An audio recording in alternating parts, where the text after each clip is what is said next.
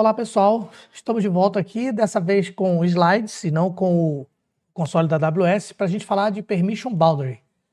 Permission Boundary é um recurso da AWS que ela funciona como um limitador de permissões do usuário.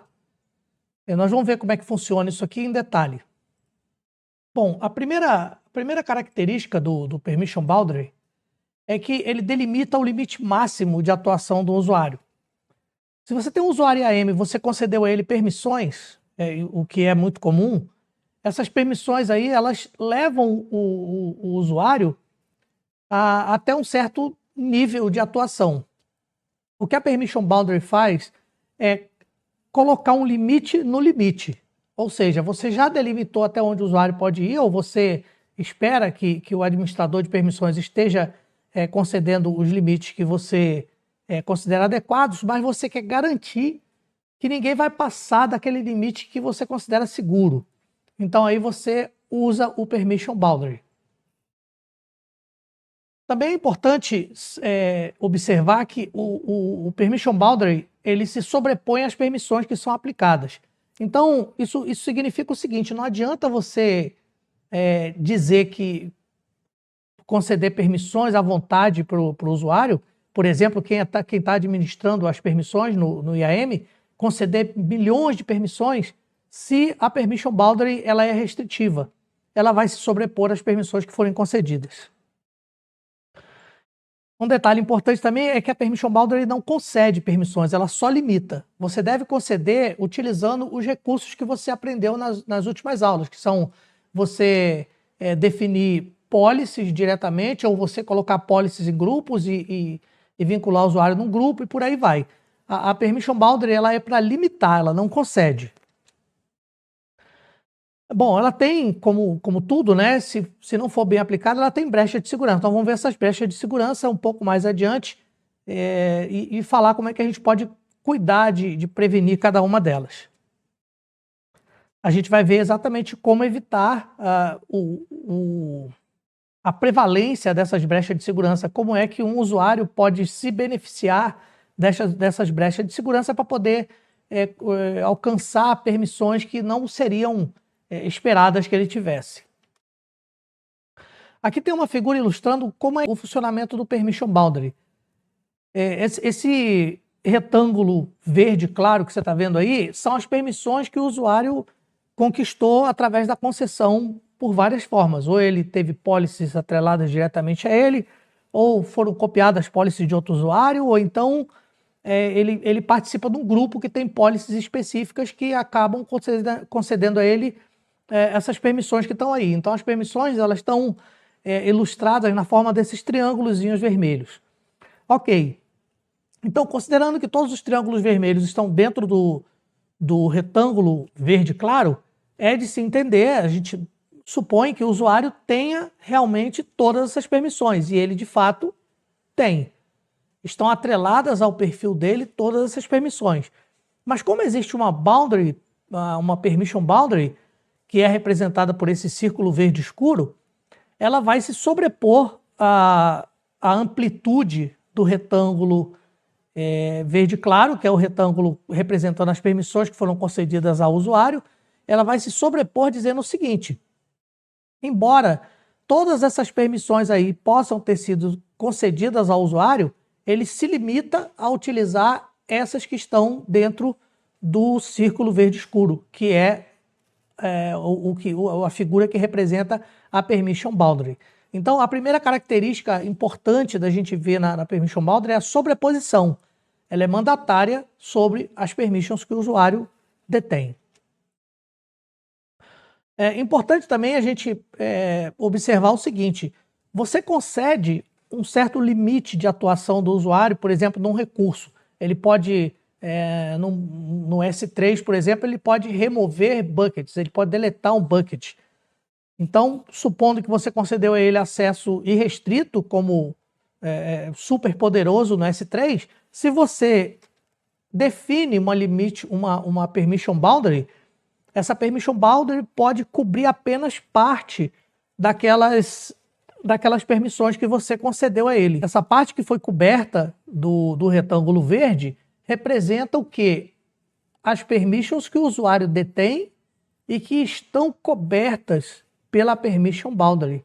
Ou seja, elas funcionam porque, além de elas terem sido concedidas ao usuário, elas também estão dentro da permission boundary. Elas estão dentro daquela cerquinha que delimita até onde o usuário pode ir. Essa parte verde que ficou de fora, que não foi coberta pela permission boundary, ela vai ser negada na hora que o usuário tentar utilizar o recurso da forma como não está previsto dentro do triângulo, do retângulo lilás, que seria a permission boundary. Uma coisa importante também de observar aqui é que a permission boundary ela não é concessiva, né? Ela não foi idealizada para conceder privilégio e ela de fato não concede. Você usa a permission boundary para delimitar até onde o usuário pode atuar, independente dele ter, conforme eu falei, recebido dezenas, centenas, milhares de permissões, ele só vai usar aquelas que estão dentro do limite da permission boundary. Eu acho que boundary é uma palavra que mais ou menos quer dizer aí, significa delimitação, limite, cerca, fronteira. Então, a fronteira de atuação do usuário ela é definida pela permission boundary quando a permission boundary está sendo utilizada. Caso você não defina uma permission boundary, todas as permissões dadas ao usuário poderão ser usufruídas por ele e ele vai ter acesso a todos os recursos que estão permitidos dentro do seu conjunto de permissions. A gente tem, lógico, como tudo, né, algumas questões que são delicadas e que podem afetar a segurança. A primeira delas é o seguinte: você pode aplicar uma permission boundary muito ampla ou muito genérica. Se você usar, por exemplo, action com asterisco ou resource com asterisco, conforme a gente viu lá na definição dos JSONs que representam as policies, a permission boundary ela é definida através de um JSON também. Se você usar asteriscos, então você está tornando ela muito genérica e ela acaba não restringindo nada. Porque o asterisco, você deve lembrar que ele significa qualquer coisa ou todas as coisas. Então, se você usa asterisco, a sua permission ela vai ser uma fronteira muito distante, né? Uma fronteira que o usuário nunca vai atingir, porque o usuário vai ter sempre um escopo de atuação muito grande, já que a fronteira é muito ampla. Outra coisa importante aqui é você cuidar, né, das permissões indiretas, que são o que a gente chama de privilege escalation. Como é que acontece essa escala, né? essa escala de privilégio? Como é que a pessoa pode escalar um privilégio? Bom, suponha que você delimite aí uma permission boundary para algum usuário qualquer. Por exemplo, para o usuário X. E o usuário X, essa permission boundary que você configurou para ele, ela é restritiva, mas não tanto. Ela consegue, por exemplo, permitir que esse usuário conceda permissões para outros usuários. Ele pode criar um usuário IAM e conceder permissões para ele. É lógico que um usuário malicioso, conhecendo essa falha, esse espaço que ele tem para atuar, o que ele vai fazer?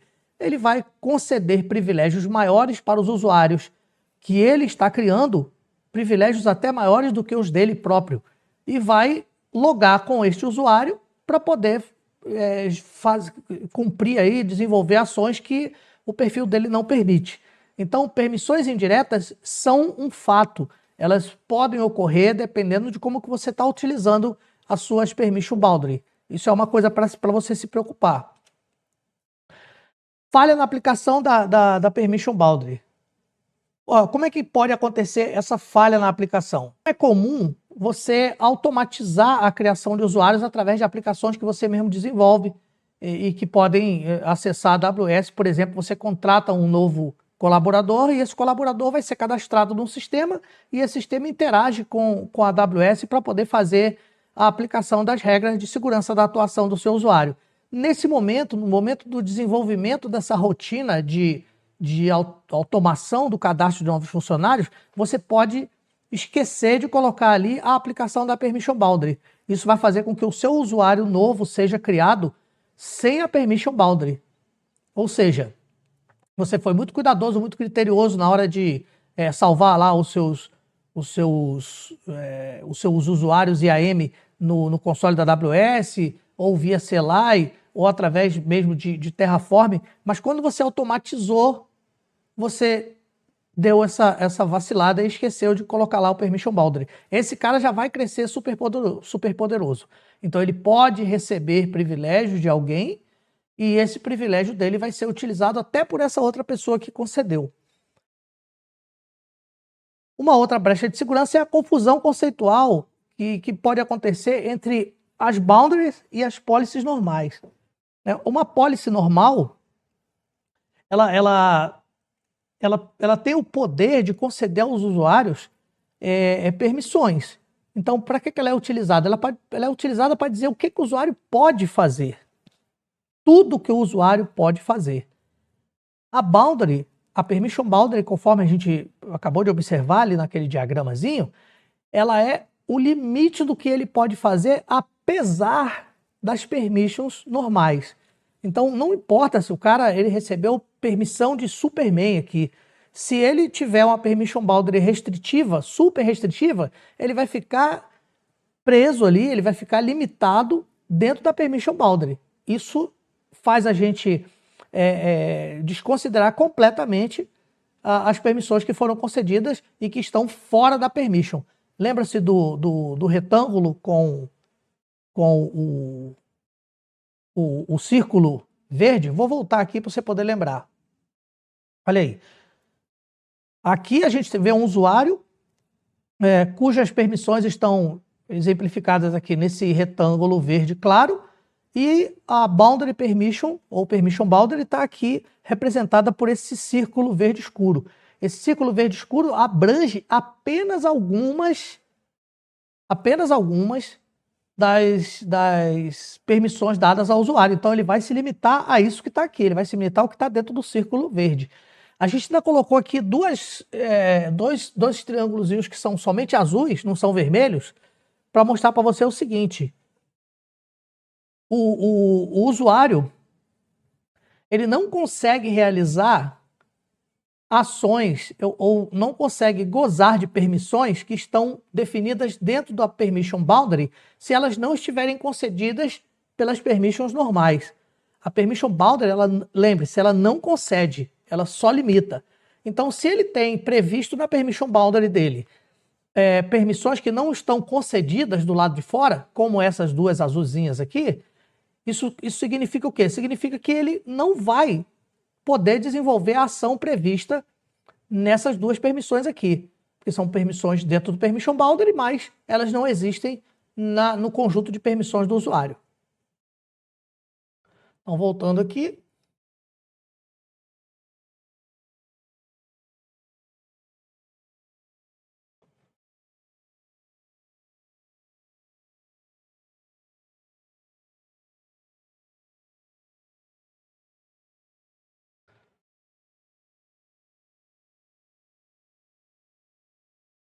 Ainda continuando aqui no nosso avaliando os gaps de segurança, a gente vai ver que recursos fora do escopo da boundary permission, ou da permission boundary. Eu não sei porque que eu inverto toda hora essa expressão, mas é permission boundary.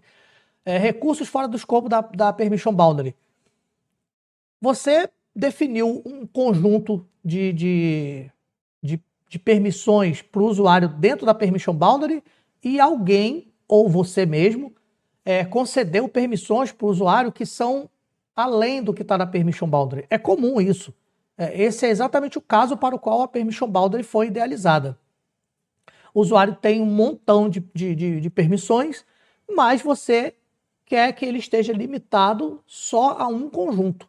Normalmente isso ocorre quando a pessoa que define a permission, ou a política que define a permission, ela é mais restritiva e ela é vinculada a uma condição de segurança, a uma política de segurança, uma política de governança da empresa, e ela quer colocar um padrão ali, dizer, olha, quando o cara for contratado aqui para ser dev, por exemplo, ele não deve poder deletar buckets em produção. Então, é natural que você defina essa permission boundary.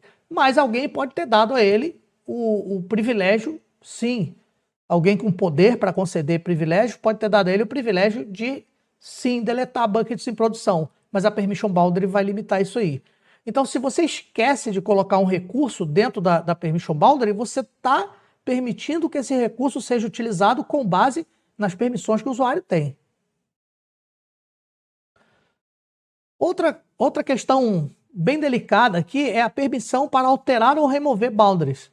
Se você tem permission boundaries definidas, você teve o cuidado de fazer isso na sua política de segurança da empresa, você falou, não, vamos aqui selecionar, dividir os usuários por categorias de atuação, né, o que eles fazem dentro da empresa, como é que eles colaboram aqui, o tipo de tarefa que eles desenvolvem, vamos bolar aqui um conjunto de permissions boundary para ser aplicadas a cada grupo de usuários. Mas você esqueceu de delimitar ou de inibir que essas permission boundaries possam ser excluídas ou alteradas por algum outro usuário ou por um grupo de usuários. É lógico que se um usuário desses que tem poder para alterar ou remover boundaries, se esse usuário, esse grupo de usuários tiver alguma malícia, alguma intenção ruim, ele vai remover essas permission boundaries e vai tornar a coisa toda um verdadeiro inferno, né? Outra coisa são condições mal configuradas. Você pode, dentro da permission boundary, utilizar recursos que são condições. Ou você pode estabelecer não apenas os recursos que são acessados, mas também as condições em que aqueles recursos são acessados. A gente não vai entrar nesse tópico aqui agora, é um tópico bastante avançado, mas isso acaba tendo a ver com a maneira como você escreve ou descreve, se você estiver utilizando uma interface gráfica, os JSONs que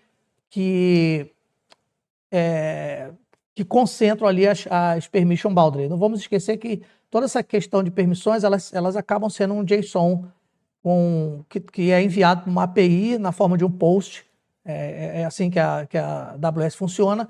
Então, se você der um vacilo ali nesse JSON na hora de condicionar o uso, você também pode acabar comprometendo a segurança.